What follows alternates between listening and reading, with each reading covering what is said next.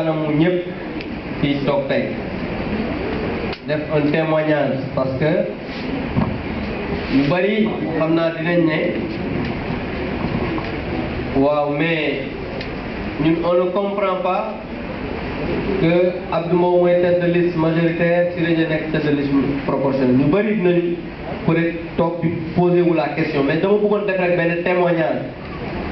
boo xam ne du secret boo xam ne dama koy jaay wala du wax loo xam ne waruma ko wax dañoo toog ci kanamu président de la république bi nga xam ne mooy suñu kilifa ñun ñëpp mu ne ko président man de liggéey la rek moo ma tax a jóg du dara lu may wut du dara lu may xëccoo Abdou sama jarbaat la sama rakk la dinaa ko jàppale ñu ànd ak moom ñu gagné Thiès Est.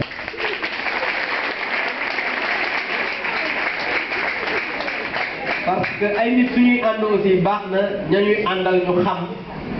lan moo lal li nga xam ne moom la ñuy def parce que ñun ay xale lañ ay ndaw lañ moom mii yàlla def na bi ma koy xam président Macky Sall moo tax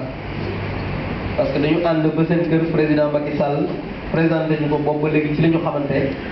ñu bari nag peut-être duñu ko dégg muy wax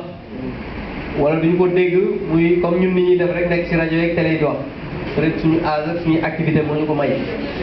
mais liggéey bi muy liggéeyee la président man de mën naa seede